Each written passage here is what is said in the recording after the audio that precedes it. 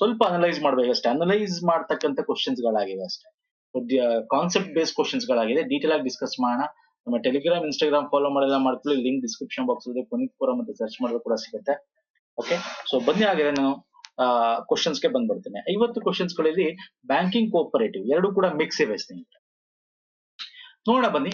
ಯಾವ ವಲಯವು ಕರ್ನಾಟಕದ ಅತಿ ಹೆಚ್ಚು ಸಹಕಾರ ಸಂಘವನ್ನು ಹೊಂದಿದೆ? ಇದು ವೆರಿ ಈಸಿ ಕ್ವಶನ್. ಇಲ್ಲಿ ನೋಡಿ, ನೋಡಿ ವಸತಿ ಇದೆ, ಗ್ರಾಹಕ ಸರಕು. ಇದು ನಾನು ಕರ್ನಾಟಕದ ವೆಬ್ಸೈಟ್, ಕೋಆಪರೇಟಿವ್ ವೆಬ್ಸೈಟ್ ಇಂದ ತಗೊಂಡ್ಬಂದಿದ್ದೀನಿ. ದ ಫಸ್ಟ್ ವಲಯ ಯಾವುದು ಅಂದ್ರೆ ಡೈರಿ. ಡೈರಿ ವಲಯ ಇಸ್ ವೆರಿ ಇಂಪಾರ್ಟೆಂಟ್. ಸೆಕೆಂಡ್ ಯಾವುದು ಕೃಷಿ. ಬಟ್ ಇಲ್ಲಿ ಡೈರಿ ಇದೆಯಾ? ಡೈರಿ ಕೊಟ್ಟಿಲ್ಲ, ಬಟ್ ಕೃಷಿ ಕೊಟ್ಟಿದ್ದಾನೆ. ಸೊ ಕೃಷಿಗೆ, ಅಗ್ರಿಕಲ್ಚರ್ಗೆ ಟಿಕ್ ಹಾಕೋಬೇಕಾಗತ್ತೆ. ನಾನು ತೋರಿಸ್ತಾ ಹೋಗ್ತೀನಿ ನೋಡಿ. ಡೈರಿ ಕೋಆಪರೇಟಿವ್ 39% ಇದೆ. ಪ್ರೈಮರಿ ಅಗ್ರಿಕಲ್ಚರ್ ಕ್ರೆಡಿಟ್ ಸೊಸೈಟಿ ಬಂದು 13% ಇದೆ. ಅದು ಬಿಟ್ಟು ಬೇರೆ ಕ್ರೆಡಿಟ್ ಅಂಡ್ ಥ್ರಿಫ್ಟ್ ಸೊಸೈಟಿ ಅಂತ ಏನ್ ಕರಿತೀವಿ ಅದೊಂದು 11% ಇದೆ. ನಾನ್ ಕ್ರೆಡಿಟ್ ಇದೆ 8% ಇದೆ. ಮಲ್ಟಿಪರ್ಪಸ್ ಕೋಆಪರೇಟಿವ್ 7% ಇದೆ. ಇನ್ನೂ ಡೀಟೇಲ್ ಆಗಿ ತೋರಿಸಬೇಕಾದ್ರೆ ನೋಡಿ, ಇಲ್ಲಿ ಎಷ್ಟು ಸೊಸೈಟಿ ಆಕ್ಟ್ಸ್ ಸೊಸೈಟೀಸ್ ಗಳಿವೆ ಅಂತ. ಡೈರಿ ನಂಬರ್ 1 ಕರ್ನಾಟಕದಲ್ಲಿ ಇರತಕ್ಕಂತ ಸಕ್ಸೆಸಿವ್ ಕೋಆಪರೇಟಿವ್ ಅಂತಂದ್ರೆ. ಅದ್ರ ನೆಕ್ಸ್ಟ್ ಪ್ರೈಮರಿ ಅಗ್ರಿಕಲ್ಚರ್ ಅಂದ್ರೆ ಅಗ್ರಿಕಲ್ಚರ್ ಕೋಡ್, ಆಮೇಲೆ ಕ್ರೆಡಿಟ್ ಬರುತ್ತೆ, ಆಮೇಲೆ ಮಿಸ್ಲೆನಿಯಸ್ ಬರುತ್ತೆ, ಮಲ್ಟಿಪರ್ಪಸ್ ಹೌಸಿಂಗ್ ಇದೆ, ಕನ್ಸ್ಯೂಮರ್ ಇದೆ. ಓಕೆ, ಇಲ್ಲೆಲ್ಲ ಇದೆ ನೋಡಿ. ಕನ್ಸ್ಯೂಮರ್ ಹೌಸಿಂಗ್ ಎಲ್ಲ ಕೊಟ್ಟಿದ್ದಾನೆ ಆಪ್ಷನ್ ಅಲ್ಲಿ. ಕನ್ಸ್ಯೂಮರ್ ಗೂಡ್ಸ್, ಗ್ರಾಹಕ ಸರಕ, ಔಷಧಿ, ವಸತಿ, ಟ್ರಾನ್ಸ್ಪೋರ್ಟ್ ಎಲ್ಲ ಕೊಟ್ಟಿದ್ದಾನೆ. ಡೈರಿ ಇಲ್ಲ, ಕೃಷಿ ಇದೆ. ಡೈರಿ ಇದ್ರೆ ಡೈರಿಗೆ ನೀವು ಟಿಕ್ ಹಾಕ್ಬೇಕಾಗ್ತದೆ. ಓಕೆ, ಕಂಪ್ಲೀಟ್ ಕೊಟ್ಟಿದೆ ನೋಡ್ಕೊಳ್ಳಿ. ಯಾವ್ದು ಎಷ್ಟು 100% ಅಲ್ಲಿ ಯಾವ ಕೋಆಪರೇಟಿವ್ ಅತ್ಯಂತ ಹೆಚ್ಚು, ಅತ್ಯಂತ ಕಡಿಮೆ ಎಷ್ಟು ಪರ್ಸೆಂಟ್ ಅಂತ ಇಲ್ಲಿ. Okay, yes sir. ನೆಕ್ಸ್ಟ್ ಬರೋಣ ಬನ್ನಿ. ಇನ್ನು ಈ ಕೋಆಪರೇಟಿವ್ ಸೊಸೈಟಿ ಬಗ್ಗೆ ಒಂದಷ್ಟು ಎಕ್ಸ್ಟ್ರಾ ಇನ್ಫಾರ್ಮೇಶನ್ಸ್ ಕೂಡ ಕೊಡ್ತೀನಿ. ಈಗ ಜಿಲ್ಲೆಗಳಲ್ಲಿ ಕೇಳ್ತಾನೆ, ಯಾವ ಜಿಲ್ಲೆಯಲ್ಲಿ ಅತ್ಯಂತ ಹೆಚ್ಚು ಜಾಸ್ತಿ ಇದೆ? ಓಕೆ, ಯಾವ ಜಿಲ್ಲೆ ಅತ್ಯಂತ ಜಾಸ್ತಿ ಹೆಚ್ಚಿರೋದು? ಬೆಳಗಾವಿಲಿ ಅತ್ಯಂತ ಹೆಚ್ಚಿದೆ. ಕೇಳಬಹುದು, ಅತ್ಯಂತ ಹೆಚ್ಚು ಕೋಆಪರೇಟಿವ್ ಸೊಸೈಟಿ ಎಲ್ಲಿ ನೋಡ್ತೀವಿ? ಬೆಳಗಾವಿಲಿ ನೋಡ್ತೀವಿ ಹೆಚ್ಚು. ಆಮೇಲೆ ಬೆಂಗಳೂರು ಅರ್ಬನ್, ಓಕೆ, ನಗರ, ಆಮೇಲೆ ಮೈಸೂರು, ಆಮೇಲೆ ತುಮಕೂರು, ಆಮೇಲೆ ಮಂಡ್ಯ, ಆಮೇಲೆ ಅದರ್ ಡಿಸ್ಟ್ರಿಕ್ಟ್ಸ್ ಅಂತ ಕರಿತೀವಿ. ಫೈನ್. ಸೊ ಅದು ಇಂಪಾರ್ಟೆಂಟ್. ಪ್ರಮುಖವಾದ ಒಂದು 5 ಟಾಪ್ 5 ಕೊಟ್ಟಿದ್ದೀನಿ. ನೆಕ್ಸ್ಟ್ ಬರ್ತೀನಿ. ಈ ಕೆಳಗಿನಲ್ಲಿ ಯಾವುದು ಕರ್ನಾಟಕ ಪ್ರಸಿದ್ಧ ಸಹಕಾರಿ ಬ್ಯಾಂಕ್ ಆಗಿದೆ? ಕರ್ನಾಟಕದ್ದು ಪ್ರಸಿದ್ಧ ಸಹಕಾರಿ ಬ್ಯಾಂಕ್ ಯಾವುದು ಅಂದ್ರೆ ಕರ್ನಾಟಕ ರಾಜ್ಯ ಸಹಕಾರ ಅಪೆಕ್ಸ್ ಬ್ಯಾಂಕ್. ಮೊನ್ನೆ ಕೂಡ ಎಕ್ಸಾಮ್ ಆಯ್ತಿದ್ದು ರೀಸೆಂಟ್ ಆಗಿ ಅಲ್ವಾ. Karnataka state cooperative apex bank is the well known apex bank. ಈ ಕೋಆಪರೇಟಿವ್ ಬ್ಯಾಂಕ್ ಹೇಳಿರೋದು. Canara bank is not cooperative, syndicate bank is not cooperative, state bank of it is not, schedule commercial banks ಕೊಡಗಲ್ಲ. Okay, next Karnataka ಸಹಕಾರ ಚಳವಳಿ ಪಿತಾಮಹ ಯಾರು? ಪಿತಾಮಹ ಬಂದು ಶ್ರೀ ಸಿದ್ದನಗೌಡ ಸಣ್ಣ ರಾಮಗೌಡ ಪಾಟೀಲ್. ಓಕೆ, ಸಣ್ಣ ರಾಮಗೌಡ ಪಾಟೀಲ್, SR ಪಾಟೀಲ್ ಅಂತಾನೆ ಕರೀತಾರೆ. ಈಸಿ ಕ್ವಶನ್ ಇದು. ವಿನಿಮಯ ಮಸೂದೆ ಅಥವಾ ಚೆಕ್ ಅನ್ನು ರಚಿಸಿದವರು ಯಾರು? ಯಾರು ರಚಿಸ್ತಾರೆ? ಚೆಕ್ ಯಾರು ಕೊಡ್ತಾರೆ ಅಂತ. ಬಿಲ್ ಆಫ್ ಎಕ್ಸ್ಚೇಂಜ್ ಅವ್ರ ಚೆಕ್ ಅಂದ್ರೆ ದುಡ್ಡು ಬದಲು ಚೆಕ್ ಕೊಡ್ತಾರಲ್ಲ, ಕೊಟ್ಟಾಗ ಡ್ರಾಯರ್ ಅಂತ ಕರಿತೀವಿ. ಚೆಕ್ ಕೊಟ್ಬಿಟ್ಟು ದುಡ್ಡು ತಗೋತಾರೆ. ಡ್ರಾಯರ್, ಡ್ರಾಯಿ ಇದೆರಡು important. The person or entity who creates or signs the bill ಅಂದ್ರೆ ಚೆಕ್ ಮೇಲೆ ಸೈನ್ ಹಾಕೊಡ್ತಾರೆ, that is drawer. Ordering the payment order ಮಾಡಕ್ಕೆ, ಚೆಕ್ ಕೊಟ್ಬಿಟ್ಟು ಕ್ಯಾಶ್ ತಗೊಳ್ಳೋದು. ಇಲ್ಲ. Drawee, the person or entity who is order to pay the amount specified in the bill of exchange. Okay, drawee ಅಂದ್ರೆ ಈಗ ಬೇರೆಯವ್ರ ಹೆಸರಲ್ಲಿ ಕೊಟ್ರೆ ನೀವು ದುಡ್ಡು, ಓಕೆ, ಬೇರೆಯವ್ರ ಹೆಸರಲ್ಲಿ ಸೈನ್ ಮಾಡ್ಕೊಟ್ರೆ ಅವ್ನು ಯಾರ ಹೆಸರಲ್ಲಿ ಕೊಟ್ಟಿರೋ ಅವ್ನು ಡ್ರಾಯಿ ಆಗ್ತಾನೆ. ಓಕೆ, ಪೇಯಿ, ಅಕ್ಸೆಪ್ಟರ್ ಇವೆಲ್ಲ ಗೊತ್ತಿರಬೇಕು. Most important. ಇದೆಲ್ಲ ನಾನು ಡಿಸ್ಕಸ್ ಮಾಡಿದ್ದೀನಿ, ಬ್ಯಾಂಕಿಂಗ್ ಸೀರೀಸ್ ಅಲ್ಲಿ ಡಿಸ್ಕಸ್ ಮಾಡಿದ್ದೀನಿ ಸ್ನೇಹಿತರೆ. ನೋಡಿಲ್ಲ ಅಂದ್ರೆ ನೋಡಿ, ಬ್ಯಾಂಕಿಂಗ್ ಸೀರೀಸ್ ಅಲ್ಲಿ ನಿಮಗೆ ಇದೆಲ್ಲ ಡ್ರಾಯಿ ಅಂದ್ರೆ ಏನು, ಡ್ರಾಯರ್ ಅಂದ್ರೆ ಏನು ಎಲ್ಲ ಡಿಸ್ಕಸ್ ಮಾಡಿದ್ದೀನಿ. ಇವುಗಳಲ್ಲಿ ಯಾವುದು ಕರ್ನಾಟಕ ಸಹಕಾರ ಸಂಘಗಳ ಪ್ರಯೋಜನವಾಗಿದೆ? ಸಹಕಾರ ಸಂಘದ್ದು ತತ್ವಗಳು ಗೊತ್ತಿರಬೇಕು ಅಲ್ವಾ. ಸೊ ಮುಂದೆ ತಗೊಂಡಿದ್ದೀನಿ ಅದನ್ನು ಕೂಡ, ಅದು ಕ್ವಶನ್ಸ್ ಬಂದಿದೆ ಇದರಲ್ಲಿ. ಇಲ್ಲಿ ಸಂಘಗಳ ಪ್ರಯೋಜನ ಏನು? ವಾಟ್ ಇಸ್ ದ ಬೆನಿಫಿಟ್ಸ್ ಏನು? ಅದು ಏಕಸ್ವಾಮ್ಯ ಇಲ್ಲ, ಎಷ್ಟೊಂದ್ ಕಡೆ ಇದೆ. ಹೆಚ್ಚಿನ ಬಡ್ಡಿ ದರನೂ ಇಲ್ಲ ಅದರಲ್ಲಿ. ಸದಸ್ಯರಿಂದ ಪ್ರಜಾಸತ್ತಾತ್ಮಕ ನಿಯಂತ್ರಣ, democratic control by members. This is the main benefits ಅಲ್ವಾ. ಕೋಆಪರೇಟಿವ್ ಯಾರು? ನಮಗೋಸ್ಕರ ನಾವೇ ಮಾಡ್ಕೊಂಡಿರ್ತಕ್ಕಂಥದ್ದು ಅಲ್ವಾ ಸರ್, ಏಳಿಗೆಗಾಗಿ. ಸೊ ನಾವೇ ಅದನ್ನ ಕಂಟ್ರೋಲ್ ಮಾಡ್ತಕ್ಕಂಥದ್ದು. ಜನರಲ್ ಬಾಡಿ ಇರುತ್ತೆ ಅದರಲ್ಲಿ. Democratic control by members, members share holders control ಮಾಡ್ತಕ್ಕಂಥದ್ದು. ಓಕೆ, ನೆಕ್ಸ್ಟ್ ಬರ್ತೀನಿ. ಕರ್ನಾಟಕ ಸಹಕಾರ ಸಂಘ ಕಾಯ್ದೆ 1959 ಸೆಕ್ಷನ್ 98D ಇದರ ಬಗ್ಗೆ ವಿವರಿಸಿದೆ. ಸೆಕ್ಷನ್ 98D ನಮಗೆ ಠೇವಣಿದಾರರಿಗೆ ಸದಸ್ಯತ್ವ ಖಚಿತಪಡಿಸೋದ್ರ ಬಗ್ಗೆ ಹೇಳುತ್ತೆ. Okay, ensuring membership to depositors ಅಂತ 98D ಅಲ್ಲಿ ಬರುತ್ತೆ ಇದು. ಓಕೆ, 98D ಅಲ್ಲಿ ಬರುತ್ತೆ. ನೆಕ್ಸ್ಟ್ ಬರ್ತೀನಿ. ಜಿಲ್ಲಾ ಸಹಕಾರ ಕೇಂದ್ರ ಬ್ಯಾಂಕಿನ ಲೆಕ್ಕ ಪರಿಶೋಧನೆ ಅನುಮೋದಿಸಿ ಲೆಕ್ಕ ಪರಿಶೋಧನಾ ಸಂಸ್ಥೆಯು ಮಾತ್ರ ನಡೆಸಬೇಕು. ಅಂದ್ರೆ ಆಡಿಟಿಂಗ್ ಯಾರು ನಡೆಸ್ತಾರೆ ಅನ್ನೋದನ್ನ ಯಾರು ಶಿಫಾರಸ್ ಮಾಡ್ತಾರೆ ಅಂತ. ಆಯ್ತಾ? Audit of district cooperative central bank shall be conducted only by an auditor. ಅಂದ್ರೆ ಆ ಒಂದು ಕೋಪರೇಟಿವ್ ಸೆಂಟ್ರಲ್ ಬ್ಯಾಂಕ್ ಅಂದ್ರೆ ನಮ್ಮ ಸ್ಟೇಟ್ ಬ್ಯಾಂಕ್ಸ್ಗಳು, ಡಿಸ್ಟ್ರಿಕ್ಟ್ ಬ್ಯಾಂಕ್ಗಳು ಇರ್ತಾವಲ್ಲ, ಕೋಪರೇಟಿವ್ ಬ್ಯಾಂಕ್ಸ್ಗಳು, ಅಲ್ಲಿ ಆಡಿಟಿಂಗ್ ಮಾಡ್ತಕ್ಕಂಥವ್ರು ಎಲ್ಲಿಂದ ಬರ್ತಾರೆ, ಯಾವ ಆಡಿಟಿಂಗ್ ಫರ್ಮ್ ಇಂದ ಬರ್ತಾರೆ? ಡೈರೆಕ್ಟರ್ ಆಫ್ ಕೋಪರೇಟಿವ್ ಆಡಿಟ್ ಅಂತ ಇರುತ್ತೆ. ಓಕೆ, ಅಲ್ಲಿಂದ ಬಂದು ಆಡಿಟ್ ಮಾಡ್ತಾರೆ. Director of cooperative audit is the competent authority to appoint auditor. ಅದೊಂದು ಅಥಾರಿಟಿ ಇದೆ, ಅವರು ಅಪಾಯಿಂಟ್ ಮಾಡ್ತಾರೆ ಆಡಿಟರ್ ನ. ಇಲ್ಲಿಂದ ಬಂದು ಯಾರು ಅಪಾಯಿಂಟ್ ಮಾಡ್ತಾರೆ? ಅವ್ರು ಬಂದು ಆಡಿಟ್ ಮಾಡ್ತಾರೆ. Okay, option D. ನೆಕ್ಸ್ಟ್, ಈ ಕೆಳಗಿನಲ್ಲಿ ಯಾವುದು ಸಹಕಾರಿ ಸಂಘಗಳ ವೈಶಿಷ್ಟ್ಯಗಳಲ್ಲಿ ಒಂದಲ್ಲ? Negative statement. Not. Okay, not one of the features ಅಂತ ಕೇಳಿದ್ದಾನೆ. ಓಕೆ, ಸ್ವಯಂ ಸದಸ್ಯತ್ವ ತಗೊಳ್ಳೋದು. ಎಸ್, ಯಾರು ಬೇಕಾದ್ರೂ ಸದಸ್ಯತ್ವ ತಗೋಬಹುದು ಅಲ್ವಾ? Yes, that is right. ಕಾನೂನು ಸ್ಥಿತಿ. Yes, correct. ಕಾನೂನು ಸ್ಥಿತಿ, ಅದಕ್ಕೆ ಆಕ್ಟ್ ಇದೆಯಲ್ಲ, ಕಾನೂನಾತ್ಮಕ ಕಾಯ್ದೆ ತಂದಿರೋದು. ಎಸ್. ಸೀಮಿತ ಹೊಣೆಗಾರಿಕೆ. ಹೌದು. ಲಿಮಿಟೆಡ್ ಲಯಬಿಲಿಟೀಸ್ ಇದೆ. ಲಾಭ ದೃಷ್ಟಿಕೋನ ಇಲ್ಲ. ಎಸ್, ಲಾಭ ಬೇಕು, ಬಟ್ ಲಾಭನೇ ಅಲ್ಲ ಇದು. ಸೊ ಹಂಗಾಗಿ ಈ ಮೂರು ಸಹಕಾರ ಸಂಘದ ಫೀಚರ್ಸ್. ಓಕೆ, ಆದ್ರೆ ದೃಷ್ಟಿಕೋನ, ಪ್ರಾಫಿಟ್ ಓರಿಯಂಟೇಶನ್ ಇಲ್ಲ, ಅದಲ್ಲ. ಸೊ ಹಾಗಾಗಿ option D is the right answer. ಭಾರತದಲ್ಲಿ ಸಹಕಾರ ಸಂಸ್ಥೆಗಳು ಈ ರೀತಿಯ ಸಾಂಸ್ಥಿಕ ರಚನೆ ಅನುಸರಿಸುತ್ತದೆ. ಯಾವ ತರ ಇದೆ ನಮ್ಮ ಸಹಕಾರ ಸಂಸ್ಥೆ? 3 ರೀತಿ ಬರುತ್ತೆ. 3 ಟೈರ್ ಸಿಸ್ಟಮ್. ನಾವೇಂತ ಕರಿತೀವಿ? ಈಗ ನಮ್ಮ ಭಾರತದ ಒಂದ್ ಸಂವಿಧಾನ ಅಥವಾ ಭಾರತವನ್ನು ಏನಂತ ಕರಿತೀವಿ? ಒಕ್ಕೂಟ ಅಥವಾ ಫೆಡರಲ್ ಸಿಸ್ಟಮ್ ಅಲ್ಲ, ಫೆಡರಲ್ ಸ್ಟ್ರಕ್ಚರ್ ಅಂತಿದೆಯಲ್ಲ. Option D is the right answer.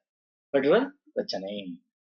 Next, ಅದು ಬೇಸಿಕ್. ಅದು ಫೆಡರಲ್ ರಚನೆ ಅಂದ್ರೆ ಏನು ಅದೆಲ್ಲ ನಾನು ಎಕ್ಸ್ಪ್ಲೇನ್ ಮಾಡಕ್ ಹೋಗಲ್ಲ ಸ್ನೇಹಿತರೆ. ನೀವು ಸಂವಿಧಾನ ಓದಿರ್ತೀರಾ, ಗೊತ್ತಿರುತ್ತೆ. ಗೊತ್ತಿಲ್ಲ ಅಂದ್ರೆ ನಾವು ಸಂವಿಧಾನದ ಬಗ್ಗೆ ವಿಡಿಯೋ ಮಾಡಿದೀವಿ. ಬೇಸಿಕ್ಸ್ ಎಲ್ಲ ನಿಮ್ಗೆ ಗೊತ್ತಿರುತ್ತೆ. ಬೇಸಿಕ್ಸ್ ನ ಎಕ್ಸ್ಪ್ಲೇನ್ ಮಾಡಕ್ ಹೋಗಲ್ಲ ಇಲ್ಲಿ. ಓಕೆ, ನೆಕ್ಸ್ಟ್, ಭಾರತದಲ್ಲಿ ಸಹಕಾರಿ ವಾರವನ್ನು ಯಾವಾಗ ಮಾಡ್ತೀವಿ? ಯೂಶಲಿ ನಾವು ನವೆಂಬರ್ ಅಲ್ಲಿ ಮಾಡ್ತೀವಿ. ಯಾವಾಗ? 14th ಇಂದ 20th ತನಕ ಮಾಡ್ತೀವಿ. 2024ರಲ್ಲಿ ಆಗಿದೆ. ಸೊ ಅದರ ವಿಷಯ ಏನು ಕೇಳ್ತಾನೆ ಬೇಕಾದ್ರೆ, ನೆಕ್ಸ್ಟ್ ಅಪ್ಕಮಿಂಗ್ ಎಕ್ಸಾಮ್ ವಿಷಯ ಅಥವಾ ಥೀಮ್ ಏನು ಹೇಳ್ತೀರಾ? ಎಸ್, ಹೇಳಿ, ಕಮೆಂಟ್ ಮಾಡಿ ನೋಡೋಣ. Role of cooperatives in building Viksit Bharat. Role of cooperatives in building Viksit Bharat. 2024 71ನೇ ಕೋಪರೇಟಿವ್ ವೀಕ್ ನ ಸೆಲೆಬ್ರೇಟ್ ಮಾಡಿದ್ದೀವಿ. 71ನೇ ವೀಕ್. Okay, yes. ನೆಕ್ಸ್ಟ್ ಬನ್ನಿ.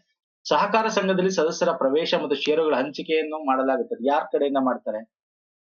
ಯಾರು ಷೇರ್ಗಳ ಹಂಚಿಕೆ ಮಾಡೋದು? ಸದಸ್ಯತ್ವ ಮಾಡೋದು ಯಾರು?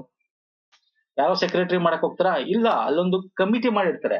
ಸೊ ಒಂದು ಮ್ಯಾನೇಜ್ಮೆಂಟ್ ಕಮಿಟಿ ಅಂತ, ಮ್ಯಾನೇಜಿಂಗ್ ಕಮಿಟಿ ಅಂತ ಏನ್ ಕರಿತೀವಿ, ಅವರು ಈ allocation of shares is done by managing committee is responsible for the admissions of members and allocation of share. ಯಾರು sir? Managing committee. Next, NUCI full form ಏನು? National cooperative union of India. ಇಲ್ಲಿ English ಅಲ್ಲಿ ನೋಡಿ, national cooperative union of India ಅಂದ್ರೆ option 2. Bharata ರಾಷ್ಟ್ರೀಯ ಸಹಕಾರಿ ಒಕ್ಕೂಟ. ನೋಡಿ, ನ್ಯಾಷನಲ್ ಕೋಆಪರೇಟಿವ್ ಯೂನಿಯನ್ ಇಂಡಿಯಾ ಇದೆ, ಯೂನಿಯನ್ ಆಫ್ ಇಂಡಿಯಾ ಹಾಕ್ಬೇಕು. ಯೂನಿಯನ್ ಇಂಡಿಯಾ ಅಲ್ಲ, ಇಲ್ಲಿ ಕೊಟ್ಟಿದೆ ನೋಡಿ, ಯೂನಿಯನ್ ಆಫ್ ಇಂಡಿಯಾ. ಓಕೆ, ಸಾಲಗಳು ಡ್ಯಾಶ್ ನಲ್ಲಿ ಕಾಣಿಸುತ್ತದೆ ನೋಡಿ. ಬ್ಯಾಲೆನ್ಸ್ ಶೀಟ್, ಇದು ಬ್ಯಾಂಕಿಂಗ್ ಸಂಬಂಧಪಟ್ಟಂತೆ ಪ್ರಶ್ನೆ.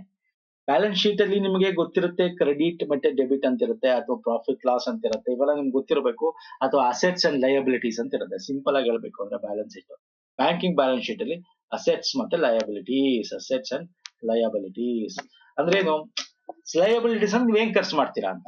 ಇಲ್ಲಿ ಸಾಲ ನೀವು ಕೊಡ್ತೀರಾ ಅಂದ್ರೆ ದುಡ್ಡು ಕೊಡೋದು ಅಂದ್ರೆ ಏನ್ ಲಯಬಿಲಿಟೀಸ್ ಅಂತೀವಿ. ಬ್ಯಾಲೆನ್ಸ್ ಶೀಟ್ ನ ಹೊಣೆಗಾರಿಕೆ ಭಾಗ. ನೀವು ಆ ದುಡ್ಡು ಕೊಟ್ಟರೆ ನಿಮ್ಗೆ ಆಸ್ತಿ ಕ್ರಿಯೇಷನ್ ಆದ್ರೆ ಅದು ಅಸೆಟ್ಸ್ ಆಗುತ್ತೆ. ಓಕೆ, ಇದು ಏನಾಗುತ್ತೆ? ಇದು liability side of balance sheet. Option 1 is the right answer. Okay, ಇದನ್ನು ಕೂಡ ಮಾಡಿದೀವಿ ನಾವು ಬ್ಯಾಂಕಿಂಗ್ ಸೀರೀಸ್ ಅಲ್ಲಿ. ನೋಡಿಲ್ಲ ಅಂದ್ರೆ ನೋಡಿ ಸ್ನೇಹಿತರೆ, ಕೋಆಪರೇಟಿವ್ ಒಂದು ಸಪರೇಟ್ ಪ್ಲೇ ಲಿಸ್ಟ್ ಇದೆ, ಅಲ್ಲಿ ನೋಡಿ ಬ್ಯಾಂಕಿಂಗ್ ಸೀರೀಸ್ ವಿಡಿಯೋಸ್ಗಳನ್ನ. ಈ ಕೆಳಗಿನವುಗಳಲ್ಲಿ ಯಾವುದು ಪ್ರಸ್ತುತ ವರ್ಷದ ಆದಾಯ ರಶೀದಿಗಳು ಮತ್ತು ಆದಾಯ ಪಾವತಿಗಳನ್ನು ಮಾತ್ರ ಒಳಗೊಂಡಿದೆ? ಈ ವರ್ಷದ ಟೋಟಲ್ ರೆಸಿಪ್ಟ್ಸ್ ಮತ್ತು ರೆವೆನ್ಯೂ ಪೇಮೆಂಟ್ಸ್ ಅಂತ ಕರಿತೀವಿ. ಅಂದ್ರೆ ನಾವು ಇದನ್ನ ಈ ವರ್ಷ ಏನಾಯ್ತಪ್ಪ, ಈ ವರ್ಷ ದುಡ್ಡು ಬಂತು ದುಡ್ಡು ಹೋಯ್ತು ಅಂತೀವಿ ಅಲ್ವಾ ಸರ್? ಸಿಂಪಲ್ ಆಗಿ ಹೇಳೋದು, ಈ ವರ್ಷ ಏನಾಗುತ್ತೆ, ನಿಮ್ಗೆ ರೆವೆನ್ಯೂ ಬರುತ್ತೆ ಮತ್ತೆ ಪೇಮೆಂಟ್ ಮಾಡ್ತೀರಾ, ದುಡ್ಡು ಕೊಡ್ತೀರಾ. ನೀವು ಒಂದು ಮನೆ ಅಂತಂದ್ರೂ ಕೂಡ ಒಂದು ವರ್ಷದಲ್ಲಿ, ಅಥವಾ ಸಂಬಳ ಅಂದ್ರೆ ಒಂದು ವರ್ಷದಲ್ಲಿ ಎಷ್ಟೋ ಸಂಪಾದನೆ ಮಾಡ್ತೀರಾ, ಎಷ್ಟೋ ಖರ್ಚು ಮಾಡ್ತೀರಾ, ಅದನ್ನ ಪ್ರಾಫಿಟ್ ಅಂಡ್ ಲಾಸ್ ಅಕೌಂಟ್ ಅಂತ ಕರೆಯೋದಲ್ವಾ, ಅಥವಾ ರೆಸಿಪ್ಟ್ ಅಂಡ್ ಪೇಮೆಂಟ್ ಅಂತ ಹೇಳ್ಬೋದು. ಬಟ್ ರೆವೆನ್ಯೂ ಅದನ್ನ ನಾವು ಯೂಶಲಿ ಏನಂತ ಕರಿತೀವಿ ಅಂತಂದ್ರೆ, ರೆವೆನ್ಯೂ ರೆಸಿಪ್ಟ್ಸ್ ನ ನಾವು ಪ್ರಾಫಿಟ್ ಅಂಡ್ ಲಾಸ್ ಅಲ್ಲಿ ಅಳತೆ ಮಾಡಬಹುದು, ಅಥವಾ ಇನ್ಕಮ್ ಅಂಡ್ ಎಕ್ಸ್ಪೆಂಡಿಚರ್ ಅಕೌಂಟ್ ಅಂತ ಕರಿತೀವಿ. ಇಲ್ಲಿ ಇನ್ಕಮ್ ಅಂಡ್ ಎಕ್ಸ್ಪೆಂಡಿಚರ್ ಅಕೌಂಟ್ ಅಂತಿಲ್ಲ, ಬರೀ ರೆಸಿಪ್ಟ್ ಅಂಡ್ ಪೇಮೆಂಟ್ ಇದೆ. ಅಕೌಂಟ್ ಬೇಕು, ಬೇರೆ ವಿಚ್ ಅಕೌಂಟ್ ಅಂತ ಏನಿರುತ್ತೆ ಅದ್ರ ಒಳಗೆ. ರೆವೆನ್ಯೂ ರೆಸಿಪ್ಟ್ಸ್ ಮತ್ತೆ ರೆವೆನ್ಯೂ ಪೇಮೆಂಟ್ ಯಾವ್ದ್ರಲ್ಲಿ ಇರುತ್ತೆ? ಪ್ರಾಫಿಟ್ ಅಂಡ್ ಲಾಸ್ ಅಕೌಂಟ್ ಅಲ್ಲಿ ಇರುತ್ತೆ. Okay, yes. Next, NPA simple fund, ಇದು ಬ್ಯಾಂಕಿಂಗ್ ಅಲ್ಲಿ ನಾನ್ ಪರ್ಫಾರ್ಮಿಂಗ್ ಅಸೆಟ್ಸ್ ಅಂತ ಕರಿತೀವಿ. ಏನ್ ಸರ್? ನಾನ್ ಪರ್ಫಾರ್ಮಿಂಗ್ ಅಸೆಟ್, ಕಾರ್ಯನಿರ್ವಹಿಸದ ಆಸ್ತಿಗಳು, ನಾನ್ ಪರ್ಫಾರ್ಮಿಂಗ್ ಅಸೆಟ್ಸ್. ಅದು ಬೇಸಿಕ್ಸ್ ನಿಮ್ಗೆ ಗೊತ್ತಿರುತ್ತೆ, ಪುನಃ ಎಕ್ಸ್ಪ್ಲೇನ್ ಮಾಡಬೇಕು. ನಾನ್ ಪರ್ಫಾರ್ಮಿಂಗ್ ಅಸೆಟ್ಸ್ ಅಂದ್ರೆ ಏನು? 3 ತಿಂಗಳು ಕಂಟಿನ್ಯೂಸ್ ನೀವು ಲೋನ್ ಪೇಮೆಂಟ್ ಮಾಡಿರಲ್ಲ, ಅದ್ರ ಬಡ್ಡಿ ಕೊಟ್ಟಿರಲ್ಲ, ಕಂಟಿನ್ಯೂಸ್ 3 ಮಂತ್ಸ್ ಅಂತಂದ್ರೆ ನಾನ್ ಪರ್ಫಾರ್ಮಿಂಗ್ ಅಸೆಟ್ಸ್ ಅಂತ. ಇನ್ನು ಡೀಟೇಲ್ ಇದೆ, ಸಿಂಪಲ್ ಒಂದು ವರ್ಡ್ ಅಲ್ಲಿ ಹೇಳಿದ್ದು. ಬ್ಯಾಂಕಿಂಗ್ ನಿಯಂತ್ರಣ ಕಾಯ್ದೆ 1949 ಸೆಕ್ಷನ್ 17 ರ ಪ್ರಕಾರ ಸಾಕಷ್ಟು ನಿಬಂಧನೆಗಳನ್ನು ಮಾಡದ ಹೊರತು ಯಾವುದೇ ಲಾಭಾಂಶವನ್ನು ಪಾವತಿಸುವುದಿಲ್ಲ. ಇದು ಯಾವ ಒಂದು ಫಂಡ್ ಅಲ್ಲಿ ಬರುತ್ತೆ ಅಂತ. ಸೆಕ್ಷನ್ 17 ಯಾವ ಫಂಡ್ ಬಗ್ಗೆ ಮಾತಾಡುತ್ತೆ ಅಂದ್ರೆ ಲಾಭಾಂಶಗಳನ್ನ ಪಾವತಿಸುದಿಲ್ಲ ಅಂದ್ರೆ ಯಾವುದೇ ಆದ ಒಂದು ರೀತಿ ಒಂದು ಪಾಲಿಸಿ ನಿಬಂಧನೆಗಳಿಲ್ಲ ಅಂದ್ರೆ ಡಿವೈಡೆಂಡ್ ಮಾಡ್ದೇನೆ ನಾವು ಏನೂ ಮಾಡಕ್ಕಾಗಲ್ಲ ಅಂತ. ಅದು ನಾವು ರಿಸರ್ವ್ ಫಂಡ್, ಮೀಸಲು ನಿಧಿ ಅಂತ ಕರಿತೀವಿ. Reserve fund, okay, reserve fund ಅಂತ 17 ಸೆಕ್ಷನ್ ಅಲ್ಲಿ ಬರುತ್ತೆ. ರಿಸರ್ವ್ ಫಂಡ್ ಅಲ್ಲೇನಾದ್ರು ನೀವು ಡಿವೈಡೆಂಡ್ ಮಾಡ್ಲಿಲ್ಲ ಅಂದ್ರೆ ಆ ಪ್ರಾಫಿಟ್ ನ ನೀವೇನ್ ಮಾಡ್ಬೇಕಂತ ರಿಸರ್ವ್ ಫಂಡ್ ಆಗ್ತದೆ. ನೆಕ್ಸ್ಟ್, ಪ್ರತಿಯೊಂದು ಬ್ಯಾಂಕಿಂಗ್ ಕಂಪನಿಯು ಪ್ರತಿ ಕ್ಯಾಲೆಂಡರ್ ವರ್ಷದ 30 ದಿನಗಳ ಒಳಗೆ ಹಕ್ಕು ಪಡೆಯದ ಠೇವಣಿ ರಿಟರ್ನ್ RBI ಗೆ ಸಲ್ಲಿಸಬೇಕು. ಇದನ್ನು ಬ್ಯಾಂಕಿಂಗ್ ನಿಯಂತ್ರಣ ಕಾಯ್ದೆ 1949 ವಿಭಾಗ ಡ್ಯಾಶ್ ಅಲ್ಲಿ ನಮೂದಿಸಲಾಗಿದೆ. ಅಂದ್ರೆ ಈಗ ನೋಡಿ, ನೀವು ಬ್ಯಾಂಕ್ ಅಕೌಂಟ್ ಓಪನ್ ಮಾಡಿರ್ತೀರ, 2-3 ಕಡೆ, ಎಷ್ಟೊಂದ್ ಕಡೆ ಕೆಲಸ ಮಾಡಿರ್ತೀರ. ಒಂದೊಂದು ಬ್ಯಾಂಕ್ ಒಂದೊಂದ್ಸಲ ಒಂದೊಂದು ಕಂಪ್ನಿ ಒಂದೊಂದು ಸ್ಯಾಲರಿ ಅಕೌಂಟ್ ಕೊಟ್ಟಿರ್ತಾರೆ, ಅಲ್ಲಿ ಬಿಟ್ಟು ಇನ್ನೊಂದ್ ಕಡೆ ಹೋಗ್ತೀರಾ ಅಂತ ಎಕ್ಸಾಂಪಲ್ ಹೇಳ್ತಾನೆ, ಈಸಿಯಾಗಿ ಅರ್ಥ ಮಾಡ್ಕೊಳ್ಳಿ. ಆ ಬ್ಯಾಂಕ್ ಅಕೌಂಟ್ ಯೂಸ್ ಮಾಡಲ್ಲ, ಬೇರೆ ಬ್ಯಾಂಕ್ ಕಂಪನಿ ಹೋಗುತ್ತೆ, ಅಲ್ಲಿ ಬೇರೆ ಬ್ಯಾಂಕ್ ಅಕೌಂಟ್ ಕೊಟ್ಟಿರ್ತಾರೆ. ಆಗ ಅದ್ ಯೂಸ್ ಮಾಡದೇ ಇದ್ರೆ ನೀವು ಅಲ್ಲಿ ಏನಾರು ಸುಮ್ನೆ ಝೀರೋ ಅಂತಿರಲ್ಲ, 10 ರೂಪಾಯಿನೋ 100 ರೂಪಾಯಿ ಎಷ್ಟೋ ಬಿಟ್ಟಿರ್ತೀರ, 1000 ರೂಪಾಯಿನೇ ಬಿಟ್ಟಿರ್ಬೋದು. ಅಂದ್ರೆ ಅದು ನೀವು 10 ವರ್ಷ ತನಕ ಮ್ಯಾಕ್ಸಿಮಮ್ ಟೈಮ್ ಇದೆ. ಯೂಸ್ ಮಾಡ್ಲಿಲ್ಲ ಅಂದ್ರೆ ಅಕಸ್ಮಾತ್ ನೀವು ಹತ್ರ ಜಾಸ್ತಿ ದುಡ್ಡಿದ್ರೆ ಅದೆಲ್ಲ ಏನಾಗುತ್ತೆ, RBI ಕೊಡ್ತಾರೆ ಬ್ಯಾಂಕ್. ನೀವು ವಾಪಸ್ ಬೇಕು ಅಂದ್ರೆ ಅಪ್ಲಿಕೇಶನ್ ಹಾಕೋಬೇಕಾಗತ್ತೆ. ಬಟ್ 10 ಇಯರ್ಸ್ ಒಳಗೆ ನೀವು ಅದನ್ನ ಆಕ್ಟಿವ್ ಇಟ್ಕೋಬೇಕು. ಇಲ್ಲ ಕಂಟಿನ್ಯೂಸ್ 10 ಇಯರ್ಸ್ ಆಕ್ಟಿವ್ ಇಲ್ಲ ಅಂದ್ರೆ ನಿಮ್ದು ಅದು ಕ್ಲೋಸ್ ಆಗುತ್ತೆ, ಅಲ್ಲಿರೋ ದುಡ್ಡೆಲ್ಲ RBI ಹೋಗುತ್ತೆ. 30 ದಿನದೊಳಗೆ ಅದನ್ನ RBI ಗೆ ಸಲ್ಲಿಸ್ತಾರೆ. ಇದು ಸೆಕ್ಷನ್ 26 ಅಡಿಯಲ್ಲಿ ಬರುತ್ತೆ. ಬ್ಯಾಂಕಿಂಗ್ ರೆಗ್ಯುಲೇಷನ್ ಆಕ್ಟ್ 1949 ಸೆಕ್ಷನ್ 26 ಇದ್ರ ಬಗ್ಗೆ ಮಾತಾಡುತ್ತೆ. ಓಕೆ, ಸೆಕ್ಷನ್ 26 ಅಲ್ಲಿ ಬರುತ್ತೆ. ನೆಕ್ಸ್ಟ್, ಬ್ಯಾಲೆನ್ಸ್ ಶೀಟ್ ನ ರೂಪವನ್ನು ಬ್ಯಾಂಕಿಂಗ್ ನಿಯಂತ್ರಣ ಕಾಯ್ದೆ 1949 ಡ್ಯಾಶ್ ವೇಳಾಪಟ್ಟಿಯಲ್ಲಿ ವಿವರಿಸಲಾಗಿದೆ. ಶೆಡ್ಯೂಲ್, ಬ್ಯಾಂಕಿಂಗ್ ರೆಗ್ಯುಲೇಷನ್ ಆಕ್ಟ್ 1914 ನಲ್ಲಿ ಶೆಡ್ಯೂಲ್ಸ್ ಇದೆ. ಅಲ್ಲಿ ಈ ಒಂದು ಬ್ಯಾಲೆನ್ಸ್ ಶೀಟ್ ಬಗ್ಗೆ ನಮ್ಮ 3ನೇ ಥರ್ಡ್ ಶೆಡ್ಯೂಲ್ ಮಾತಾಡುತ್ತೆ. ಅಲ್ಲಿ ನಿಮ್ಗೆ 5 ಶೆಡ್ಯೂಲ್ ಗಳನ್ನ ನೋಡ್ಬೋದು ನಾವು, ಬೇರೆ ಬೇರೆ ಇದೆ, ತುಂಬಾ ಡೀಟೇಲ್ ಬೇಕಾಗಿಲ್ಲ. ಥರ್ಡ್ ಶೆಡ್ಯೂಲ್ ಏನಿದೆ ಅದು ಬ್ಯಾಲೆನ್ಸ್ ಶೀಟ್ ಬಗ್ಗೆ, ಪ್ರಾಫಿಟ್ ಲಾಸ್ ಅಕೌಂಟ್ ಬಗ್ಗೆ ಮಾತಾಡುತ್ತೆ. ನೆಕ್ಸ್ಟ್ ಬರ್ತೀನಿ. ಸಹಕಾರಿ ಸಂಸ್ಥೆಗಳು ಅವುಗಳ ಸದಸ್ಯರು ಈ ತತ್ವದ ಮೂಲಕ ನಿಯಂತ್ರಿಸುತ್ತಾರೆ. ತತ್ವಗಳು ನಾನು ನಿಮ್ಗೆ ಹೇಳಿದೆ, ಎಷ್ಟು ತತ್ವಗಳಿದೆ ತೋರ್ಸೋಣ ಬನ್ನಿ. 1 ಇಚ್ಛೆ ಮುಕ್ತ ಸದಸ್ಯತ್ವ, ಪ್ರಭುತ್ವದ ತಳಹದಿಯ ಸದಸ್ಯರ ನಿಯಂತ್ರಣ. 2ನೇ ತತ್ವ ಸದಸ್ಯರ ಆರ್ಥಿಕ ಪಾಲ್ಗೊಳ್ಳುವಿಕೆ, ಸ್ವಾಯತ್ತತೆ ಮತ್ತು ಸ್ವಾತಂತ್ರ್ಯ. 4ನೇ ತತ್ವ ಶಿಕ್ಷಣ ಮತ್ತು ತರಬೇತಿ. 5ನೇ ತತ್ವ ಸಹಕಾರ ಸಂಸ್ಥೆಗಳ ಸಹಕಾರ. 6ನೇದು ಸಹಕಾರ ಸಾಮಾಜಿಕ ಕಳಕಳಿ. 7 ತತ್ವಗಳಿವೆ. ಓಕೆ, ಸೊ ಇಲ್ಲಿ ನೋಡೋಣ ಬನ್ನಿ. ಕ್ವಶನ್ ಏನಿದೆ? ಒಬ್ಬ ಸದಸ್ಯ ಒಂದು ಮತ ಇದೆ, ಒಂದು ಪಾಲು ಒಂದು ಮತ ಇದೆ, ಬಹುಮತದ ಷೇರುದಾರ ನಿಯಮ, ಮಂಡಳಿ ಮಾತ್ರ ಮತದಾನ ವ್ಯವಸ್ಥೆ. ನೋಡಿ, ಇದು ಕಾನ್ಸೆಪ್ಟ್ ಬೇಸ್ ಕ್ವಶನ್. ಇವೆಲ್ಲ ನೀವು ಓದ್ಬೇಕು, ಇವೆಲ್ಲ ಓದಿದಾಗ ನಿಮ್ಗೆ ಗೊತ್ತಾಗುತ್ತೆ ಡೀಟೇಲ್ ಆಗಿ. ಡೀಟೇಲ್ ಆಗುವಲ್ಲ, ನಾನು ಡೈರೆಕ್ಟ್ ಆನ್ಸರ್ ಹೇಳ್ತಾ ಹೋಗ್ತೀನಿ. ಇಲ್ಲಿ ನೋಡಿ, ಈ ಒಂದು ಕೋಆಪರೇಟಿವ್ ಪ್ರಿನ್ಸಿಪಲ್ ಅಲ್ಲಿ ನೀವು ನೋಡೋದಾದ್ರೆ ನೋಡಿ, ಈಗ ಒಬ್ಬ ಇರ್ತಾನಲ್ಲ, ಅವನೇನೋ 1 ವೋಟ್ ಹಾಕ್ಬೇಕು. 1 ಮೆಂಬರ್ 1 ವೋಟ್, ಒಬ್ಬ ಸದಸ್ಯ 1 ಮತ, 1 ಶೇರ್ 1 ವೋಟ್ ಅಂತಾನೆ ಇದೆ ಅಂತ ಟಿಕ್ ಹಾಕ್ತಾರೆ ತುಂಬಾ ಜನ. ರಾಂಗ್. ಯಾಕಂದ್ರೆ ಈಗ 2 ಶೇರ್ ಇದ್ರೆ 1 ಶೇರ್ 1 ವೋಟ್ ಅಂತೀರಿ, 2 ಶೇರ್ ಹಂಗ 2 ವೋಟ್ ಅಂತ ಅರ್ಥನ ಅಲ್ಲ. So that is option B is wrong. Option 1 is A is right. ಒಬ್ಬ ಸದಸ್ಯ 1 ಮತ, 1 ಮೆಂಬರ್ ಎಷ್ಟಾರು ಶೇರ್ ಇಟ್ಕೋ, 1 ವೋಟ್ ಮಾತ್ರ ಮಾಡುತ್ತೆ. That is the principle. Okay, ಸಹಕಾರ ತತ್ವದ ಪ್ರಕಾರ ಸಹಕಾರ ಸಂಸ್ಥೆ ಗಳಿಸಿದ ಲಾಭವನ್ನು ಈ ಕೆಳಗಿನಂತಿರಬೇಕು. ಹೆಂಗಿರ್ಬೇಕು ಆ ಲಾಭ? ಎಲ್ಲಾ ನಾಗರಿಕರಲ್ಲಿ ಸಮಾನವಾಗಿ ವಿತರಿಸಬೇಕು. ಅಂದ್ರೆ ಸಿಟಿಸನ್ಸ್, ನಾಗರಿಕರಲ್ಲ, ಮೆಂಬರ್ಸ್. Very important. ಸಿಟಿಸನ್ಸ್ ಅಲ್ಲ, ಮೆಂಬರ್ಸ್ ಆಗ್ಬೇಕದು. ಓಕೆ, ನೋಡಿ, ವ್ಯವಹಾರದಲ್ಲಿ ಮರು ಹೂಡಿಕೆ ಮಾಡಿ ಸದಸ್ಯರಲ್ಲಿ ಹಂಚಿಕೊಳ್ಳಬೇಕು. ಸದಸ್ಯರಲ್ಲಿ ಹಂಚಿಕೊಳ್ಳಬೇಕು. That is called members. Among the members. ನೋಡಿದ್ರೆ ಸಿಂಪಲ್ ವರ್ಡ್ ಸ್ನೇಹಿತರೆ. ನೀವು ಕರೆಕ್ಟ್ ಆಗಿ ಓದಿ ಅದರ ಅರ್ಥ ಕನ್ನಡದಲ್ಲಿ ಅರ್ಥ ಅಥವಾ ಇಂಗ್ಲಿಷ್ ಅಲ್ಲಿ ಓದ್ಕೋಬೇಕಾಗುತ್ತೆ. ಅರ್ಥ ಆಗಿಲ್ಲ ಅಂತ ಅಂದ್ಬಿಟ್ಟು ಆದ್ರೆ ರಾಂಗ್ ಆಗುತ್ತೆ. ಸಂಪೂರ್ಣವಾಗಿ ಸರ್ಕಾರಕ್ಕೆ ನೀಡಲಾದ ತಪ್ಪು, ಉನ್ನತ ನಿರ್ವಹಣೆಗೆ ಮಾತ್ರ ನಿರ್ವಹಿಸಲಾಗುತ್ತೆ, ಅದು ಕೂಡ ತಪ್ಪು. Option B is the right answer. Okay, yes sir. Next ಬಂದ್ಬಿಡ್ತೀನಿ. ಡ್ಯಾಶ್ ವಿಶ್ವದಲ್ಲಿ ಸಹಕಾರ ಚಳವಳಿ ಜನ್ಮಸ್ಥಳ. ಆಕ್ಚುಲಿ ನಾವು ಇಂಗ್ಲೆಂಡ್ ಅಂತ ಕರಿತೀವಿ ಅಥವಾ ಬ್ರಿಟನ್ ಅಂತ. ಬಟ್ ಅದಕ್ಕಿಂತ ಜರ್ಮನಿ, ಇಲ್ಲಿ ಇಂಗ್ಲೆಂಡ್ ಅಂತಿಲ್ಲ, ಬ್ರಿಟನ್ ಅಂತಿದೆ. ಬಟ್ ಜರ್ಮನಿ ಟಿಕ್ ಹಾಕೊಳ್ಳಿ. ಯೂಶಲಿ ಜರ್ಮನಿಲೂ ಕೂಡ ಆಗಿತ್ತು. ನಾವ್ ಎಷ್ಟೊಂದ್ ಕಡೆ ನಾನು ಆನ್ಸರ್ ನೋಡಿದೀನಿ, ಜರ್ಮನಿ ಅಂತ ಕೊಡ್ತಾರೆ. ಆಕ್ಚುಲಿ ನೋಡೋದಾದ್ರೆ ನಾವು ಇಂಗ್ಲೆಂಡ್ ಅಲ್ಲಿ ನಮಗೆ ಫಸ್ಟ್ ಎಸ್ಟಾಬ್ಲಿಷ್ ಆಗಿರೋ ರೊಚಡೆಲ್, ನಿಮಗೆ ಗೊತ್ತಿರುತ್ತೆ, ರೊಚಡೆಲ್ ಇಕ್ವಿಟಬಲ್ ಪಯೋನಿಯರ್ ಸೊಸೈಟಿ ಅಂತ. ಬಟ್ ಜರ್ಮನಿ ಅದಕ್ಕಿಂತ ತುಂಬಾ ಹಳೆಯದು. ಜರ್ಮನಿಲಿ ಫಸ್ಟ್ ಇದಾಗಿದ್ದು ಬರ್ತ್ ಪ್ಲೇಸ್ ಅಂತ ಕರೀತಾರೆ ಜರ್ಮನಿನ. ಹಾಗಾಗಿ ಇಲ್ಲಿ ಬರ್ತ್ ಪ್ಲೇಸ್ ಅಂತ ಕೊಟ್ಟಿರೋದ್ರಿಂದ ಜರ್ಮನಿ ಟಿಕ್ ಆಗುತ್ತೆ. ಯಾವ ಪಂಚವಾರ್ಷಿಕ ಯೋಜನೆ ಅಖಿಲ ಭಾರತ ಗ್ರಾಮೀಣ ಸಾಲ ಪರಿಶೀಲನಾ ಸಮಿತಿಯನ್ನು ಸ್ಥಾಪಿಸಲಾಯಿತು? All India rural credit review committee. ಯಾವಾಗ?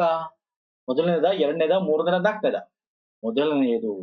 ಅಗೇನ್ ನೋಡಿ, ಇವೆಲ್ಲ ನಾವು ಕೋಆಪರೇಟಿವ್ ವಿಡಿಯೋ ಮಾಡಿದ್ವಿ. PDF ತಗೊಂಡಿಲ್ವಾ? ತಗೊಳ್ಳಿ, ಲಿಂಕ್ ಕೊಡ್ತೀನಿ ಡಿಸ್ಕ್ರಿಪ್ಷನ್ ಬಾಕ್ಸ್ ಅಲ್ಲಿ, ಅಲ್ಲಿಂದ ತಗೊಳ್ಳಿ. ಓಕೆ, ಸೊ ಇಲ್ಲಿ ನಾವು ಸ್ವತಂತ್ರದ ಉತ್ತರ ಯುಗದ ಬೆಳವಣಿಗೆ ಅಂತ ಮಾಡಿದ್ದೀನಿ. ಅದ್ರಲ್ಲಿ ಮೊದಲನೇ ಪಂಚವಾರ್ಷಿಕ ಯೋಜನೆ ಬಗ್ಗೆ ಹೇಳಿದ್ದೀನಿ, 1951ರಿಂದ 56. All India rural credit society committee ನಾವು ರಿವ್ಯೂ ಕಮಿಟಿ ಮಾಡೋದು 1951. ಅಂದ್ರೆ ಮೊದಲನೇ ಪಂಚವಾರ್ಷಿಕ ಒಂದು ಯೋಜನೆಯ ಟೈಮಲ್ಲಿ ಮಾಡುದು. ಹಾಗಾಗಿ first is the right answer. Okay, ಇವೆಲ್ಲ ಮಾಡಿದೀವಿ, ಎಲ್ಲ ನಾನು ಅಲ್ಲಿಂದ ತಂದಿರೋದು ಇವನ್ನೆಲ್ಲ. ಓಕೆ, ನೆಕ್ಸ್ಟ್, ಸಹಕಾರಿ ಚಟುವಟಿಕೆಗಳನ್ನು ಬಲಪಡಿಸಲು ಡ್ಯಾಶ್ ರಲ್ಲಿ ರಾಷ್ಟ್ರೀಯ ಸಹಕಾರ ಅಭಿವೃದ್ಧಿ ಸಹಕಾರವನ್ನು ಸ್ಥಾಪಿಸಿದೆ. NCDC, national cooperative development corporation, 1963ರಲ್ಲಿ ಸ್ಥಾಪನೆ ಮಾಡಲಾಗುತ್ತೆ. ಸಹಕಾರಿ ಸಂಘಗಳ ಕಾಯ್ದೆಯನ್ನು ಡ್ಯಾಶ್ ರಲ್ಲಿ ಅಂಗೀಕರಿಸಲಾಯಿತು. ಫಸ್ಟ್ ಸಹಕಾರ ಸಂಘಕ್ಕೆ ಒಂದು ಲೀಗಲ್ ಸ್ಟೇಟಸ್, ಕಾನೂನಾತ್ಮಕ ಸ್ಥಾನಮಾನ ಕಾಯ್ದೆ ಮುಖಾಂತರ ಕೊಟ್ಟಿದ್ದು ಅಂದ್ರೆ 1904. ಅದು ಬಿಟ್ರೆ ನೆಕ್ಸ್ಟ್ 1912, 14 ನೋಡಿ. NCDC ಬಗ್ಗೆ ನಾನು ಹೇಳ್ತಾ ಇದ್ದೆ, ಇದು ಕೂಡ ಇವೆಲ್ಲ ಮಾಡಿದೀವಿ ನಾವು ಸ್ನೇಹಿತರೆ. ಎಷ್ಟು? 1912. ಫಸ್ಟ್ 4, ಆಮೇಲೆ 12, ಅದನ್ನ ಅಮೆಂಡ್ ಮಾಡ್ತೀವಿ. Okay, 1912 is the right answer. 4 ಇಲ್ಲ, ಇಲ್ಲಿ 4 ಇದೆ. ಆ ಕ್ವಶನ್ ಕೂಡ ಕೇಳಿದ್ದಾನೆ. ಇಲ್ಲಿ ನೋಡಿ, ಸಹಕಾರ ಕ್ರೆಡಿಟ್ ಸೊಸೈಟಿ ಆಕ್ಟ್ ಅನ್ನು ಭಾರತದಲ್ಲಿ ಯಾವ ವರ್ಷದಲ್ಲಿ ಪರಿಚಯಿಸಲಾಯಿತು? 1904. ಇಲ್ಲೇ ತೋರಿಸ್ತೇನೆ ನಿಮಗೆ. ಮೊದಲ ಸಹಕಾರಿ ಕ್ರೆಡಿಟ್ ಸೊಸೈಟಿ ಕಾಯ್ದೆ 1904 ಬರೋದು. Okay, so option 1. ಆಮೇಲೆ 1912, ಆಮೇಲೆ 1919, 29, ನಾನೆಲ್ಲ ಟೈಮ್ ಲೈನ್ ಕೊಟ್ಬಿಟ್ಟಿದೆ ನಿಮಗೆ. 2002 is very important, multi state cooperative act. ಆ ಬೇಸಿಸ್ ಮೇಲೆ ನಾವು ಇವಾಗ ಕೆಲಸ ಕರ್ನಾಟಕ ಆಗಿರ್ಬೋದು, ಭಾರತ ಆಗಿರ್ಬೋದು, ಕಾರ್ಯನಿರ್ವಹಿಸ್ತಾ ಇರ್ತಕ್ಕಂಥ. ಓಕೆ, ನೆಕ್ಸ್ಟ್, ಕರ್ನಾಟಕದಲ್ಲಿ ರಚನೆಯಾದ ಮೊದಲ ಸಹಕಾರ ಸಂಘ ಯಾವುದು? ಕಣಿಗಿನಾಳದಲ್ಲಿ ಆಯ್ತಲ್ಲ, ಅದು ಕೃಷಿ ಸಂಬಂಧಪಟ್ಟಂತೆ ಆಗಿದೆ, ಕೃಷಿ ಸಹಕಾರ ಸಂಘ ಅಲ್ವಾ. ಫಸ್ಟ್ ಆಗಿದ್ದು ಯಾವುದು? ಏಷ್ಯಾಗೆ ಫಸ್ಟ್ ಅಂತೀವಿ, ಗದಗದಲ್ಲಿ ಇರೋದು ಕಣಿಗಿನಾಳು ಅಲ್ವಾ. ಸೊ ಹಾಗಾಗಿ ಅಗ್ರಿಕಲ್ಚರ್ ಕ್ರೆಡಿಟ್ ಕೊಡುತ್ತದೆ. ಸಹಕಾರ ಅಭಿವೃದ್ಧಿ ಫೌಂಡೇಶನ್ ಪ್ರಾಥಮಿಕವಾಗಿ ಕೇಂದ್ರೀಕೃತವಾಗಿದೆ. ಅಂದ್ರೆ ಇದು ಏನ್ ಮಾಡುತ್ತೆ ಅಂತ, ಈ ಸಹಕಾರ ಅಭಿವೃದ್ಧಿ ಫೌಂಡೇಶನ್ ನಿಮ್ಗೆ ಟ್ರೈನಿಂಗ್ ಕೊಡುತ್ತೆ, ಸಪೋರ್ಟ್ ಮಾಡುತ್ತೆ. ಅದರ ಒಂದು ಗೇಳ್ಗಾಗಿ ಏನೇನ್ ಬೇಕೆಲ್ಲ ಸಪೋರ್ಟ್ ಮಾಡುತ್ತೆ. ಪ್ರೊವೈಡಿಂಗ್ ಟ್ರೈನಿಂಗ್ ಅಂದ್ರೆ ಸಹಕಾರ ಸಂಸ್ಥೆಗಳಿಗೆ ತರಬೇತಿ ಮತ್ತು ಬೆಂಬಲವನ್ನು ಒದಗಿಸುತ್ತದೆ. ಓಕೆ, ನೆಕ್ಸ್ಟ್, ಈ ಕೆಳಗಿನ ಯಾವ ವಸ್ತುಗಳು ಟ್ರೇಡಿಂಗ್ ಖಾತೆಯ ಡೆಬಿಟ್ ಭಾಗದಲ್ಲಿ ಕಾಣಿಸುವುದಿಲ್ಲ? Negative statement. ಡೆಬಿಟ್ ಮತ್ತೆ ಕ್ರೆಡಿಟ್. ನೀವು ಟ್ರೇಡಿಂಗ್ ಅಕೌಂಟ್ ಮಾಡಿದ್ರೆ ಗೊತ್ತಿರುತ್ತದ, ಬೇಕಾಗಿಲ್ಲ. ಸಿಂಪಲ್ ಆಗಿ ನೀವು ಶೇರ್ ಮಾರ್ಕೆಟ್ ಬಗ್ಗೆ ತಿಳ್ಕೊಂಡಿದ್ರು ಗೊತ್ತಾಗುತ್ತೆ ಅಲ್ವಾ. ಶೇರ್ ಮಾರ್ಕೆಟ್ ನೀವು ಸಿಂಪಲ್ ಆಗಿ ತಿಳ್ಕೊಂಡಿದ್ರು, ಡಿಮ್ಯಾಟ್ ಅಕೌಂಟ್ ಎಲ್ಲ ಬಗ್ಗೆ ತಿಳ್ಕೊಂಡಿದ್ರೆ ಸಿಂಪಲ್ ಆಗಿ ಹೋದ್ರೆ ಗೊತ್ತಾಗುತ್ತೆ. ಇಲ್ಲಿ ಏನಿದೆ, ಯಾವುದು ಅಲ್ಲ ಅಂತ, ಯಾವುದು ಡೆಬಿಟ್ ಅಂತಂದ್ರೆ ಏನರ್ಥ? ಡೆಬಿಟ್ ಅಂದ್ರೆ ಏನರ್ಥ ಹೇಳಿ, ಫಟಾಫಟ್ ಹೇಳ್ಬೇಕು ಸ್ನೇಹಿತರೆ. ನೋಡಿ, doesn't appear, negative statement. Sales less return ಇದೆಯಲ್ಲ, ಇದು ಡೆಬಿಟ್ ಅಲ್ಲಿ ಬರಲ್ಲ, ಕ್ರೆಡಿಟ್ ಅಲ್ಲಿ ಬರುತ್ತೆ. ಲಿಸ್ಟ್ ಕೊಡ್ತೀನಿ. ಡೆಬಿಟ್ ಸೈಡ್ ಬರೋದು ಓಪನಿಂಗ್ ಅಕೌಂಟ್. ಡೆಬಿಟ್ ಅಂದ್ರೆ ದುಡ್ಡು ಡೆಬಿಟ್ ಆಯ್ತು ಅಲ್ವಾ. ಓಕೆ, ನೀವು ದುಡ್ಡನ್ನ ಅಲ್ಲಿ ಕೊಡ್ತೀರಾ, ಹಾಕ್ತೀರಾ. So opening stock account, purchase ಮಾಡಿದಾಗ ಶೇರ್ಸ್ಗಳು, ಓಕೆ, ಆ ತರದ್ದು ನಿಮಗೆ ಡೆಬಿಟ್ ಸೈಡ್ ಅಲ್ಲಿ ಬರುತ್ತೆ. ಕ್ರೆಡಿಟ್ ಸೈಡ್ ಅಲ್ಲಿ ಏನಾಗುತ್ತೆ, ನೀವು ಮಾಡಿರೋದನ್ನ ಸೇಲ್ ಮಾಡಿದಾಗ, ಓಕೆ, ಮತ್ತೆ ಕ್ಲೋಸಿಂಗ್ ಆಫ್ ಸ್ಟಾಕ್ ಮಾಡಿದಾಗ ಇದು ಕ್ರೆಡಿಟ್ ಸೈಡ್ ಅಲ್ಲಿ ಬರುತ್ತೆ. ಇಲ್ಲಿ ಯಾವುದು does not appear debit side ಅಂದ್ರೆ ಸೇಲ್ಸ್ ಕ್ರೆಡಿಟ್ ಸೈಡ್ ಅಲ್ಲಿ ಬರ್ತದೆ.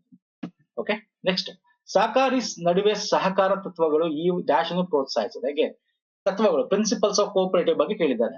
ಇನ್ ಆಪ್ಷನ್ಸ್ ಓದಿ ಆರಾಮಾಗಿ ಮಾಡಿ, ಕಾನ್ಸೆಪ್ಟ್ ಅಷ್ಟೇ. ಪ್ರತಿಯೊಂದು ಸಹಕಾರಿ ಸ್ವತಂತ್ರ ಕೆಲಸ ಮಾಡುತ್ತೆ. ಹೌದು, ಇದು ಕರೆಕ್ಟ್ ಇದೆ. ಸಾಮಾನ್ಯ ಗುರಿಯನ್ನು ಸಾಧಿಸಲು ಪರಸ್ಪರ ಬೆಂಬಲಿಸುವ ಸಹಕಾರಿಗಳು. This is very important. ಎಲ್ಲ ಕರೆಕ್ಟ್ ಇದೆ ಅನ್ಸುತ್ತೆ ಒಂದೊಂದ್ಸಲ. Most important, cooperative support each other to achieve common goals. Sir ಏನು, ನಾವೆಲ್ಲ ನಮ್ಮ ಏಳಿಗೆಗಾಗಿ ಒಂದು ಗೋಲ್ ಇಟ್ಕೊಂಡು ನಾವೇ ಜೊತೆಗೂಡಿ ಸ್ಥಾಪನೆ ಮಾಡಿದೆ ಕೋಆಪರೇಟಿವ್ ಸೊಸೈಟಿಗಳು ಅಲ್ವಾ sir. Option B is correct answer ಇದೆ. ಬೇರೆ ಆಪ್ಷನ್ ನೋಡಿ, ಸಹಕಾರಿ ತಮ್ಮ ಪ್ರಮುಖ ಚಟುವಟಿಕೆ ಹೊರಗೆ ವ್ಯವಹಾರ ಸ್ಥಾಪಿಸುತ್ತಾರೆ, ಇಲ್ಲ ಪ್ರಾದೇಶಿಕ ಮಾರುಕಟ್ಟೆ ಮೇಲೆ ಮಾತ್ರ ಕೇಂದ್ರ, ಅಲ್ಲ. Option B is most accurate answer. Next, ಕೆಳಗಿನಲ್ಲಿ ಯಾವುದು ಸಹಕಾರಿ ಮೂಲ ತತ್ವಗಳಲ್ಲಿ ಒಂದಾಗಿದೆ? ಎಗೇನ್ ಇದು ಪಾಸಿಟಿವ್ ಸ್ಟೇಟ್ಮೆಂಟ್. ಕೇಂದ್ರೀಕರಣ ಅಲ್ಲ. ಸ್ವಯಂ ಪ್ರೇರಿತ ಮತ್ತು ಮುಕ್ತ ಸದಸ್ಯತ್ವ, yes, this is the correct answer. ಲಾಭ ಗರಿಷ್ಠ ಅಲ್ಲ. ಹೆಚ್ಚಿನ ಬಡ್ಡಿ ದರನೂ ಅಲ್ಲ. Option B. ಹೇಗೆ ನೋಡಿ, ಸಿಂಪಲ್ ಕ್ವಶನ್ಸ್ ಗಳಿವೆಲ್ಲ. ನೆಕ್ಸ್ಟ್, ಕರ್ನಾಟಕ ಸಹಕಾರ ಸಂಘಗಳ ಕಾಯ್ದೆ ಅಡಿಯಲ್ಲಿ ಸಹಕಾರಿ ಸಂಘದ ಲಿಕ್ವಿಡೇಷನ್ ಅನ್ನು ಡ್ಯಾಶ್ ಇಂದ ಆದೇಶಿಸಲಾಗುತ್ತದೆ. ಅಂದ್ರೆ ಈಗ ಕೋಆಪರೇಟಿವ್ ಎಲ್ಲ ನಿಮ್ಗೆ ಗೊತ್ತಿದೆ, ಎಷ್ಟೊಂದು ಲಿಕ್ವಿಡೇಷನ್ಸ್ ನಡೀತದೆ ಕೋಆಪರೇಟಿವ್ ಬ್ಯಾಂಕ್ಗಳು. ಅಂದ್ರೆ ಮೋಸ ಆಗೋದು, ಅಲ್ಲಿ ಪ್ರಾಫಿಟ್ ಲಾಸ್, ಅಕೌಂಟ್ ಸ್ಟೇಟ್ಮೆಂಟ್ ಸರಿ ಇಲ್ದಿರೋದು, ಅವ್ರವರೇ ದುಡ್ಡು ತಿನ್ಕೊಳ್ಳೋದು, ಆಗ ಲಿಕ್ವಿಡೇಷನ್ ಮಾಡ್ತಾರೆ. ಯಾರು ಫಸ್ಟ್ ಸೂಚನೆ ಮಾಡ್ತಾರೆ? Register of cooperative society. ನಮ್ಮ ಕೋಆಪರೇಟಿವ್ ಆಕ್ಟ್ ಅಲ್ಲೇ ಇದೆ. ಇಲ್ಲಿ ಕೇಳಿದಾನೆ cooperative society under Karnataka cooperative society act ಅಂತ ಕೇಳಿದ್ದಾನೆ. ಯೂಶಲಿ RBI ಮಾಡುತ್ತೆ ಅದನ್ನೆಲ್ಲ. ಇದು ಸೊಸೈಟೀಸ್ ಬಗ್ಗೆ ಮಾತಾಡ್ತಾರೆ. ಕೋಆಪರೇಟಿವ್ ಬ್ಯಾಂಕ್ಸ್ ಆದ್ರೆ RBI ಮಾಡುತ್ತೆ. ಸೊಸೈಟಿಗಳಾದ್ರೆ ರಿಜಿಸ್ಟರ್ ನೋಡಿ, ಅದು section 23 liquidity winding up of cooperative society ಅಂತ ಬರುತ್ತೆ, ಚಾಪ್ಟರ್ 10 ಅಲ್ಲಿ ಬರುತ್ತೆ. ಓಕೆ, ವೈಂಡಿಂಗ್ ಅಪ್, ಕ್ಲೋಸ್ ಮಾಡ್ತಕ್ಕಂಥದ್ದು, ಲಿಕ್ವಿಡೇಟ್ ಮಾಡ್ತಕ್ಕಂಥದ್ದು, ಅಲ್ಲಿ ಉಳಿದಿರತಕ್ಕಂಥದ್ದೆಲ್ಲ ಏನೋ ಮಾರಿ ಅಸೆಟ್ಸ್ ಆಗಿರ್ಬೋದು, ಅವ್ರ ಹತ್ರ ಲೈಬಿಲಿಟೀಸ್ ಏನೇನಿದೆ ನೋಡ್ಕೊಂಡು ಯಾರ್ಯಾರಿಗೆ ಹೆಂಗ್ ಕೊಡಬೇಕು, ಯಾವ್ದು ಏನಾಗುತ್ತೆ ಅವೆಲ್ಲ ಮಾಡ್ತಕ್ಕಂಥದ್ದು, ಇದು ಲಿಕ್ವಿಡೇಟರ್ ಅಂತ ಕರಿತೀವಿ. Register has made an order under section 22 of winding up of cooperative society. Okay, ಯಾರು sir? Registrar of cooperative societies under cooperative society act ನ ಅಡಿಯಲ್ಲಿ. ಓಕೆ, ಇಲ್ಲಿ ಸೊಸೈಟಿ ಕೇಳಿದ್ರೆ, ಬ್ಯಾಂಕ್ ಕೇಳಿದ್ರೆ ಯೂಶಲಿ ಕೋಆಪರೇಟಿವ್ ಬ್ಯಾಂಕ್ಸ್ ಗಳು ಲಿಕ್ವಿಡೇಷನ್ಸ್ ಗಳು RBI ಮಾಡುತ್ತೆ. ಓಕೆ, ಬ್ಯಾಂಕಿಂಗ್ ಆಪರೇಷನ್ಸ್ ಎಲ್ಲ RBI ನೋಡ್ಕೊಳ್ತದೆ. ಅಮೆಂಡ್ಮೆಂಟ್ ಆಗಿದೆ, ಇವೆಲ್ಲ ಗೊತ್ತಿರಬೇಕು ನಿಮಗೆ. ಕರ್ನಾಟಕ ಸಹಕಾರ ಸಂಘ ಕಾಯ್ದೆ 1959 ಪ್ರಕಾರ ಸಹಕಾರ ಸಂಘವು ಕನಿಷ್ಠ ವಾರ್ಷಿಕ ಸಾಮಾನ್ಯ ಸಭೆಯನ್ನು, ಓಕೆ, ಜನರಲ್ ಮೀಟಿಂಗ್ ಆನ್ಯುಯಲಿ ನಡೆಯುತ್ತೆ. ಆನ್ಯುಯಲ್ ಅಂತ ಇಲ್ಲೇ ಕೊಟ್ಟಿದೆ, ಒನ್ಸ್ ಇನ್ ಎ ಇಯರ್. ಯಾವಾಗ ಸರ್? ಸೆಪ್ಟೆಂಬರ್ 25 ಒಳಗೆ ಇದೆಯಲ್ಲ, ಯಾವ್ದು 27ನೇ ಸೆಕ್ಷನ್ ಮಾತಾಡುತ್ತೆ. ಕೋಆಪರೇಟಿವ್ ಆಕ್ಟ್ 1959 ಇದೆ ನೋಡಿ, ಪ್ರತಿ ವರ್ಷಕ್ಕೊಮ್ಮೆ ಸೆಪ್ಟೆಂಬರ್ 25ನೇ ತಾರೀಕಿನ ಮೊದಲು ಕರೆಯತಕ್ಕದ್ದು ಅಂತ. So option 1 is the right answer. Next, ಭಾರತೀಯ ರಿಸರ್ವ್ ಬ್ಯಾಂಕ್ RBI ಯಾವ ವರ್ಷ ಸ್ಥಾಪನೆ ಆಯಿತು? RBI ಆಕ್ಟ್ 1935 ಮಾಡ್ತೀವಿ ಅಲ್ವಾ. ಆಮೇಲೆ 1949 ಅಲ್ಲಿ ನ್ಯಾಷನಲೈಸ್ ಮಾಡ್ತೀವಿ, ನ್ಯಾಷನಲೈಸ್ಡ್ ಬ್ಯಾಂಕ್ ಆಗಿ ಮಾಡ್ತೀವಿ. 1906 ಸ್ಥಾಪನೆಯಾದ ಕರ್ನಾಟಕ ಅತ್ಯಂತ ಹಳೆಯ ಶೆಡ್ಯೂಲ್ ವಾಣಿಜ್ಯ ಬ್ಯಾಂಕ್ ಯಾವುದು? Very important question. ಯಾವ್ದು ಸರ್? ಕರ್ನಾಟಕದ್ದು 1906 2 ಬ್ಯಾಂಕ್ ಸ್ಥಾಪನೆ ಆಗುತ್ತೆ. ಒಂದು ಕೆನರಾ, ಇನ್ನೊಂದು ಕಾರ್ಪೊರೇಷನ್. 2 ಆಪ್ಷನ್ ಕೊಟ್ಟಿದ್ದಾರೆ, but corporation is the right answer. ಯಾಕೆ ಅಂದ್ರೆ ಮೇಲ್ ಸ್ಥಾಪನೆ ಆಗೋದು corporation bank. I will show you. Canara bank July ಸ್ಥಾಪನೆ ಆಗುತ್ತೆ. ಓಕೆ, ಕಾರ್ಪೊರೇಷನ್ ಬ್ಯಾಂಕ್ ನಿಮ್ಗೆ ಮೇ 1906 ಅಲ್ಲಿ ಆಗುತ್ತೆ. ಬಟ್ ಕೆನರಾ ಜುಲೈ ಆಗುತ್ತಲ್ಲ, first Canara Hindu permanent fund ಅಂತ ಆಗಿರುತ್ತೆ, ಆಮೇಲೆ ಅದು 1910 ಕೆನರಾ ಬ್ಯಾಂಕ್ ಆಗುತ್ತೆ. ಬಟ್ ಕಾರ್ಪೊರೇಷನ್ ಬ್ಯಾಂಕ್ ಅಂತಾನೆ 1906 ಉಡುಪಿಯಲ್ಲಿ ನಮ್ಗೆ ಸ್ಥಾಪನೆ ಆಗುತ್ತೆ. ಮತ್ತೆ ಇನ್ನೊಂದು ಕ್ವಶನ್ ಇದ್ರ ಬಗ್ಗೆ ಕೇಳ್ತಾನೆ, ಕರ್ನಾಟಕದಲ್ಲಿ ಕ್ರಾಡಲ್ ತೊಟ್ಟಿಲು ಯಾವುದು? ಬ್ಯಾಂಕ್ಗಳ ತೊಟ್ಟಿಲು, ಕ್ರಾಡಲ್ ಆಫ್ ಇಂಡಿಯನ್ ಬ್ಯಾಂಕಿಂಗ್ ಯಾವುದು? ದಕ್ಷಿಣ ಕನ್ನಡ ಜಿಲ್ಲೆ. ಇದು ಗೊತ್ತಿರಬೇಕು. Dakshina Kannada district is the cradle of banking ಅಥವಾ ಬ್ಯಾಂಕಿಂಗ್ ಗಳ ತೊಟ್ಟಿಲು, ಅದು ಗೊತ್ತಿರಬೇಕು. ಕೇಳಿದಾನೆ ಎಕ್ಸಾಮ್ಗಳಲ್ಲಿ, ಬೇರೆ ಬೇರೆ ಕೋಆಪರೇಟಿವ್ ಎಕ್ಸಾಮ್ ಕೇಳಿದಾನೆ. ಸೊ ನೆಕ್ಸ್ಟ್ ಹೋಗೋಣ ಬನ್ನಿ. ನೋಡಿ, ಬೇಗ ಮುಗಿಸ್ತೀನಿ. I am not taking much time, ನಮಗೆ ಟೈಮ್ ವೇಸ್ಟ್ ಮಾಡೋದಲ್ಲ, ಇಷ್ಟ ಆಗಲ್ಲ. ಓಕೆ, ನೆಕ್ಸ್ಟ್, ಈ ಕೆಳಗಿನಲ್ಲಿ ಯಾವುದು ಭಾರತದಲ್ಲಿ ರಾಷ್ಟ್ರೀಕರಣಗೊಂಡ ಮೊದಲ ಬ್ಯಾಂಕ್? ಈಗ ನಿಮ್ಗೆ ಈಗ ತಾನೇ ಹೇಳಿದೆ, 1935 RBI ಬರುತ್ತೆ. ಫಸ್ಟ್ ನಾವು ರಾಷ್ಟ್ರೀಕರಣ ಮಾಡೋದು RBI ನ, ಭಾರತೀಯ ರಿಸರ್ವ್ ಬ್ಯಾಂಕ್, 1949 ಅಲ್ಲಿ. ಓಕೆ, ಬ್ಯಾಂಕಿಂಗ್ ಎವಲ್ಯೂಷನ್ ಬಗ್ಗೆ ಗೊತ್ತಿರಬೇಕು ನಿಮ್ಗೆ, ಇವೆಲ್ಲ ನಾವು ಮಾಡಿದೀವಿ ಥಿಯರಿ ಕ್ಲಾಸ್ ಅಥವಾ PDF ಪರ್ಚೇಸ್ ಮಾಡೋ ಲಿಂಕ್ ಡಿಸ್ಕ್ರಿಪ್ಷನ್ ಬಾಕ್ಸ್ ಕೊಡ್ತೀನಿ, ನೋಡ್ಕೊಳ್ಳಿ. 1941 RBI ರಾಷ್ಟ್ರೀಕರಣ ಫಸ್ಟ್ ಬ್ಯಾಂಕು. 55ರಲ್ಲಿ ನಮ್ಗೆ ಇಂಪೀರಿಯಲ್ ಬ್ಯಾಂಕ್ ನ ಸ್ಟೇಟ್ ಬ್ಯಾಂಕ್ ಆಫ್ ಇಂಡಿಯಾ ಅಂತ ನ್ಯಾಷನಲೈಸ್ ಮಾಡೋದು 55ರಲ್ಲಿ. ಓಕೆ, ಆಮೇಲೆ ಅದಾದ್ಮೇಲೆ ನಾವು 14 ಬ್ಯಾಂಕ್ಗಳ ರಾಷ್ಟ್ರೀಕರಣ ಮಾಡ್ತೀವಿ 1969ರಲ್ಲಿ. 1980ರಲ್ಲಿ ಪುನಃ 6 ಬ್ಯಾಂಕ್ ರಾಷ್ಟ್ರೀಕರಣ ಮಾಡಿ 20ಕ್ಕೆ ಒಟ್ಟು ರಾಷ್ಟ್ರೀಕೃತ ಬ್ಯಾಂಕ್ಗಳ ಸಂಖ್ಯೆ ಹೆಚ್ಚಿಸ್ತೇವೆ. ಓಕೆ, ಇವೆಲ್ಲ ಗೊತ್ತಿರಲಿ. ಈ ಕೆಳಗಿನ ಯಾವ ನಾಯಕರು ನಾಯಕತ್ವದಲ್ಲಿ ಕರ್ನಾಟಕದ ಸಹಕಾರ ಚಳವಳಿ ಪ್ರಮುಖ ಉತ್ತೇಜನ ಪಡೆಯಿತು? ಐ ಥಿಂಕ್ ಸೊ ಇದರಲ್ಲಿ ಅಂಬೇಡ್ಕರ್ ಅಲ್ಲ, ನಿಜಲಿಂಗಪ್ಪ ಅಲ್ಲ, ವಿಶ್ವೇಶ್ವರಯ್ಯ, ದೇವರಾಜ ಅರಸು ಇಬ್ಬರಲ್ಲಿ ಒಬ್ರು. ಐ ಥಿಂಕ್ ಸೊ ವಿಶ್ವೇಶ್ವರಯ್ಯ ಇರಬೇಕು, if I am not wrong. ಯಾವ್ದು ಅಂದ್ರೆ ಇದೊಂದು ಸ್ವಲ್ಪ ಡೌಟ್ ಇದೆ, ನೋಡ್ಬಿಟ್ಟು ಆಮೇಲೆ ಹೇಳ್ತೀನಿ ಸ್ನೇಹಿತರೆ. ನಿಮ್ಗೆ ಗೊತ್ತಿದೆ ಕಮೆಂಟ್ ಮಾಡಿ. ಕರ್ನಾಟಕದಲ್ಲಿ ಸಹಕಾರ ಸಂಘಗಳನ್ನು ಯಾವ ಇಲಾಖೆ ಮೇಲ್ವಿಚಾರಣೆ ಮಾಡುತ್ತಾರೆ? ಕರ್ನಾಟಕದಲ್ಲಿ ಕರ್ನಾಟಕ ಇಲಾಖೆ ಸಹಕಾರ ಸಿಂಧು ಅಂತಾನೆ ವೆಬ್ಸೈಟ್ ಇದೆ. Okay, department of cooperation Sahakara Sindhu ಅಂತ ವೆಬ್ಸೈಟ್ ಇದೆ, ಆ ಡಿಪಾರ್ಟ್ಮೆಂಟ್ ನೋಡ್ಕೊಳ್ಳುತ್ತೆ. Okay, department of cooperation Sahakara Sindhu, option B. Next, rural electrical cooperative society limited ಸಹಕಾರಿ ಮಾದರಿಯ ಗ್ರಾಮೀಣ ವಿದ್ಯುತ್ ವಿತರಣೆಯ ಮೊದಲ ಬಾರಿಗೆ. ನೋಡಿ, ದೇಶದಲ್ಲೇ ಮೊದಲಾಗಿ ಸ್ಥಾಪನೆ ಆಗುತ್ತೆ. ಈಗ ಕರ್ನಾಟಕ ಅದೊಂದೇ ಇರೋದು, ದೇಶದಲ್ಲೇ ಮೊದಲು ರಿಜಿಸ್ಟರ್ ಎಲೆಕ್ಟ್ರಿಕಲ್ ಕೋಆಪರೇಟಿವ್ ಸೊಸೈಟಿ. ಎಲ್ಲಿ? ಹುಕ್ಕೇರಿ, ಕರ್ನಾಟಕದಲ್ಲಿ. ಹುಕ್ಕೇರಿ ಈಗಿರೋದು ಅದೊಂದೇ ಕರ್ನಾಟಕದಲ್ಲಿ. Is the first one in India. 1961 ಜುಲೈಯಲ್ಲಿ ಸ್ಥಾಪನೆ ಆಗ್ತಕ್ಕಂಥದ್ದು electric cooperative society, Hukkeri. Next, Karnataka ಸಹಕಾರ ಚಳವಳಿ ಅನುಷ್ಠಾನ ಯಾವ ವಲಯದಲ್ಲಿ ಗಮನಾರ್ಹ ಸುಧಾರಣೆ ಕಾರಣ? ಅಂದ್ರೆ ಕೋಆಪರೇಟಿವ್ ಮೂವ್ಮೆಂಟ್ ಕರ್ನಾಟಕದಲ್ಲಿ ಯಾವ ವಲಯದಲ್ಲಿ ಹೆಚ್ಚಾಗಿ ನಾವು ನೋಡಬಹುದು? ಡೈರಿ ವಲಯದಲ್ಲಿ ಕೋಆಪರೇಟಿವ್ ಮೂವ್ಮೆಂಟ್ ಆಗಿದೆ, ನಮ್ಮ ಡೈರಿ ವಲಯದಲ್ಲಿ. ಡೈರಿ ನಾನು ನಿಮ್ಗೆ ಫಸ್ಟ್ ಒನ್ ಇನ್ ಕರ್ನಾಟಕ ಅಲ್ವಾ ಸರ್? ಕೋಆಪರೇಟಿವ್ ಮೂವ್ಮೆಂಟ್ ಡೈರಿ ವಲಯದಲ್ಲಿ ನೋಡಬಹುದು. ಸಹಕಾರಿ ಸಂಘದಲ್ಲಿ ವ್ಯವಸ್ಥಾಪಕ ಸಮಿತಿಯ ಪಾತ್ರವೇನು? ಅಗೇನ್ ಮ್ಯಾನೇಜಿಂಗ್ ನೋಡಿ, ಇದನ್ನ ಒಂದೊಂದ್ ಇದೇ ಇದರಲ್ಲಿ ನಾನು ಈಗ ನಾನು ರೀಸೆಂಟ್ ಆಗಿ ಮಾಡಿದೆ. ಪ್ರೀವಿಯಸ್ ಒಂದ್ 10 ಕ್ವಶನ್ ಹಿಂದೆ ನೋಡಿ, ಅಲ್ಲಿ ಬೇರೆ ತರ ಕೊಟ್ಟಿದ್ದ. ಶೇರ್ಸ್ ಅಲೋಕೇಶನ್ಸ್ ಯಾರು ಮಾಡ್ತಾರೆ? ಮ್ಯಾನೇಜ್ಮೆಂಟ್ ಕಮಿಟಿ ಅಂತ ಹೇಳಿದೆ. ಇಲ್ಲಿ ನೋಡಿ, ಇಲ್ಲಿದೆ admission and allocation of shares is the right answer. ನೋಡಿ ಉಲ್ಟಾ, ಅಗೇನ್ ಕ್ವಶನ್ ಅಲ್ಲಿ ಕ್ವಶನ್ ಕೇಳಿ ಆನ್ಸರ್ ಕೇಳಿದ್ದ, ಇಲ್ಲಿ ಆನ್ಸರ್ ನ ಕ್ವಶನ್ ಮಾಡಿ ನಿಮಗೆ ಕ್ವಶನ್ ಆನ್ಸರ್ ಕೇಳಿದ, ಸೇಮ್ ಕ್ವಶನ್ ಪೇಪರ್ ಅಲ್ಲಿ. ಓಕೆ, 1969 ರಾಷ್ಟ್ರೀಕರಣದ ಮೊದಲ ಹಂತದಲ್ಲಿ ಎಷ್ಟು ಬ್ಯಾಂಕ್ಗಳು ರಾಷ್ಟ್ರೀಕರಣಗೊಳಿಸಾಯ್ತು? ಈಗ ತಾನೇ ನಿಮಗೆ ತೋರಿಸ್ತೆ ನಾನು ಎಷ್ಟು 14 ಬ್ಯಾಂಕ್ಗಳನ್ನ 1969 ಮಾಡ್ತೀನಿ. 1980 14 ಬ್ಯಾಂಕು, 69 80 6 ಮಾಡ್ತೀವಿ, ಒಟ್ಟು 20 ಆಗುತ್ತೆ. ಅದಾದ್ಮೇಲೆ ಪುನಃ 21 ಮಾಡ್ತೀವಿ, 19 ಮಾಡ್ತೀವಿ, 17 ಮಾಡ್ತೀವಿ ಸ್ಟೇಟ್ ಬ್ಯಾಂಕ್. ಅವೆಲ್ಲ ಗೊತ್ತಿರ್ಬೇಕು, ಇವೆಲ್ಲ ನಿಮ್ಗೆ ಯಾವಾಗ ಎಷ್ಟು ಬ್ಯಾಂಕ್ ಆಯ್ತು ಅಂತ ನಾನು ಇಷ್ಟು ಕೊಟ್ಟಿನಿ, ನೋಡ್ಕೊಳ್ಳಿ ಸ್ನೇಹಿತರೆ. ಇದು ನಾವು ಥಿಯರಿ ಕ್ಲಾಸ್ ಮತ್ತೆ ನಮ್ಮ PDF ಇಂದ ನೋಡ್ಕೋಬಹುದು. ನೆಕ್ಸ್ಟ್, ಭಾರತದಲ್ಲಿ ಸ್ಥಾಪನೆಯಾದ ಮೊದಲ ಬ್ಯಾಂಕ್ ಯಾವುದು? ಭಾರತದಲ್ಲಿ ಕೇಳಿದ್ರು ನೋಡಿ. ಇದು ಭಾರತದಲ್ಲಿ ಅಂದ ತಕ್ಷಣ ನಿಮ್ಗೆ ಸ್ವತಂತ್ರ ಪೂರ್ವ ಅಥವಾ ಸ್ವತಂತ್ರ ನಂತರ ಅಂತ ಕೇಳಿಲ್ಲ. ಸೊ ಭಾರತ ಅಂದ ತಕ್ಷಣ ನೀವು ಕಂಪ್ಲೀಟ್ ಇಂಡಿಯಾ ಅಂತಕ್ಕಂಥ ಎಲ್ಲ ತಗೋಬೇಕಾಗುತ್ತೆ. ಹಿಂದೂಸ್ತಾನ್ ಬ್ಯಾಂಕ್ ಇದೆ, this is the first one. Hindustan bank of Hindustan 1770 ಕಲ್ಕತ್ತಾದಲ್ಲಿ ಆಗುತ್ತೆ, ಬ್ರಿಟಿಷರ ಕಾಲದಲ್ಲಿ ಆಗ್ತಕ್ಕಂಥದ್ದು. ಓಕೆ, ಅಲೆಕ್ಸಾಂಡರ್ ಅಂಡ್ ಕೋ ಅವರು ಸ್ಥಾಪನೆ ಮಾಡ್ತಕ್ಕಂಥದ್ದು. ಅದಾದ್ಮೇಲೆ ಬೇರೆ ಬೇರೆ ಬ್ಯಾಂಕ್ ಆಫ್ ಬೆಂಗಾಲ್ ಬರುತ್ತೆ, ಬ್ಯಾಂಕ್ ಆಫ್ ಮದ್ರಾಸ್ ಬರುತ್ತೆ, ಬಾಂಬೆ ಬರುತ್ತೆ, ಆಮೇಲೆ ಪ್ರೆಸಿಡೆನ್ಸಿ ಬ್ಯಾಂಕ್ ಬರುತ್ತೆ. ಆ ಪ್ರೆಸಿಡೆನ್ಸಿ ಬ್ಯಾಂಕ್ ಮರ್ಜ್ ಆಗಿ ಇಂಪೀರಿಯಲ್ ಬ್ಯಾಂಕ್ ಆಗುತ್ತೆ. ಇಂಪೀರಿಯಲ್ ಬ್ಯಾಂಕ್ ನ ಸ್ಟೇಟ್ ಬ್ಯಾಂಕ್ ಆಫ್ ಇಂಡಿಯಾ ಅಂತ 1955 ಮಾಡ್ತೀವಿ. ಓಕೆ, ಇವೆಲ್ಲ ಗೊತ್ತಿರಬೇಕು. ನೆಕ್ಸ್ಟ್, ಬ್ಯಾಂಕಿಂಗ್ ನಲ್ಲಿ PSL ಅಂದ್ರೆ ಏನು? ಪ್ರಯಾರಿಟಿ ಸೆಕ್ಟರ್ ಲೆಂಡಿಂಗ್ ಅಂತ ಕರಿತೀವಿ. ಏನ್ ಸರ್ ಇದು? ಆದ್ಯತಾ ವಲಯ ಸಾಲ, ಪ್ರಯಾರಿಟಿ ಸೆಕ್ಟರ್ ಲೆಂಡಿಂಗ್ ಅಂತ. 40% ಶೆಡ್ಯೂಲ್ ಕಮರ್ಷಿಯಲ್ ಬ್ಯಾಂಕ್ ಕೊಡಬೇಕು. 8 ಸೆಕ್ಟರ್ಸ್ ಇದೆ, 8 ವಲಯಗಳಿದೆ. 8 ವಲಯ: agriculture, micro, MSME, education, housing, export, micro finance and others. ಒಟ್ಟು 7 ರಿಂದ 8 ಸೆಕ್ಷನ್ ವಲಯಗಳಿವೆ. ಅಂದ್ರೆ ಇದಕ್ಕೆ ನೀವು ಹೆಚ್ಚು ಸಾಲ ಕೊಡಬೇಕು ಅಂತ. ಈಗ ಕೋಆಪರೇಟಿವ್ ಅಲ್ಲಿ 75% ಅಷ್ಟು ನೀವು ಈ ವಲಯಗಳು ಕೊಡಬೇಕು, ಇನ್ನು 25% ಎಲ್ಗಾರ ಕೊಟ್ಕೊಳ್ಳಿ ನೀವು. ಹಂಗೆ ಶೆಡ್ಯೂಲ್ ಕಮರ್ಷಿಯಲ್ ಬ್ಯಾಂಕ್ ಅಲ್ಲಿ 40% ಈ ವಲಯ ಕೊಡಬೇಕು, nationalised bank, schedule commercial bank. In ಮಿಕ್ಕಿದ 60% ಬೇರೆ ಯಾವ ವಲಯಕಾರ ಕೊಟ್ಕೊಳ್ಳಿ. This is the RBI rules. ಅದನ್ನ ಪ್ರಯಾರಿಟಿ ಸೆಕ್ಟರ್ ಲೆಂಡಿಂಗ್ ಅಂತೀವಿ. ಓಕೆ, ನೆಕ್ಸ್ಟ್ ಬರ್ತೀನಿ. ಭಾರತದಲ್ಲಿ ಸಹಕಾರಿ ಸಂಸ್ಥೆಗಳ ಸರ್ವೋಚ್ಚ ಸಂಸ್ಥೆ ಯಾವುದು? NCDC ಬಂದು development corporation, but ministry of cooperation ಇದೆಯಲ್ಲ, ದಟ್ ಇಸ್ ಸರ್ವೋಚ್ಚ. ಮಿನಿಸ್ಟ್ರಿ ಆಫ್ ಕೋಆಪರೇಷನ್ ಅಡಿಯಲ್ಲೇ ಬೇರೆ ಎಲ್ಲ ಬರುತ್ತೆ. NCDC ಆಗಿರ್ಬೋದು, NUCI ಆಗಿರ್ಬೋದು, ಇವೆಲ್ಲ ಮಿನಿಸ್ಟ್ರಿ ಆಫ್ ಕೋಆಪರೇಷನ್ ಅಡಿಯಲ್ಲೇ ಬರುತ್ತೆ. ನೆಕ್ಸ್ಟ್, ಭಾರತದಲ್ಲಿ ಮೈಕ್ರೋ ಫೈನಾನ್ಸ್ ಮತ್ತು ಸಣ್ಣ ಪ್ರಮಾಣದ ಕೈಗಾರಿಕೆಗಳಿಗೆ ಯಾವ ಸಂಸ್ಥೆ ಉನ್ನತ ಸಂಸ್ಥೆ ಆಗಿದೆ? ನೋಡಿ, ಸಣ್ಣ ಕೈಗಾರಿಕೆ ಮೈಕ್ರೋ ಫೈನಾನ್ಸ್, ಈಗೆಲ್ಲ ಮೈಕ್ರೋ ಫೈನಾನ್ಸ್ ಸುದ್ದಿಯಲ್ಲಿದೆ. ಮೈಕ್ರೋ ಫೈನಾನ್ಸ್ ಕಿರುಕುಳ ಸತ್ರು, ಅದು ನಮ್ಮ ಕರ್ನಾಟಕ ಒಂದು ಸುಗ್ರೀವಾಜ್ಞೆ ತಂತು ಅಲ್ವಾ. ಸೊ ಇದು ಬಂದು ಸ್ಮಾಲ್ ಇಂಡಸ್ಟ್ರಿ ಡೆವಲಪ್ಮೆಂಟ್ ಬ್ಯಾಂಕ್ ಏನಿದೆ ಅದ್ರ ಅಡಿಯಲ್ಲಿ ಬರುತ್ತೆ. Small industry development bank of India ಅಡಿಯಲ್ಲಿ ಬರ್ತಕ್ಕಂಥದ್ದು. ಓಕೆ, ಲಕ್ನೋದಲ್ಲಿ ಅದ್ರ ಹೆಡ್ ಕ್ವಾರ್ಟರ್ಸ್ ಇದೆ. ಇದು ministry of finance and government of India ಅಡಿಯಲ್ಲಿ ಬರುತ್ತೆ. ಓಕೆ ಸರ್, ಸಿಡಿಬಿ ಅಂತ ಕರಿತೀವಿ. ಕರ್ನಾಟಕದಲ್ಲಿ ಪ್ರಾಥಮಿಕ ಕೃಷಿ ಸಾಲಗಳ ಸಂಘ ಪ್ರಾಥಮಿಕ ಉದ್ದೇಶ ಏನು? ನೋಡಿ, ಪ್ರೈಮರಿ ಅಗ್ರಿಕಲ್ಚರ್ ಕೋಆಪರೇಟಿವ್ ಸೊಸೈಟಿ ಉದ್ದೇಶ ಕೃಷಿಗೆ ಒಳಹರಿವು ಮತ್ತು ಸಾಲವನ್ನು ಪೂರೈಸುವುದು.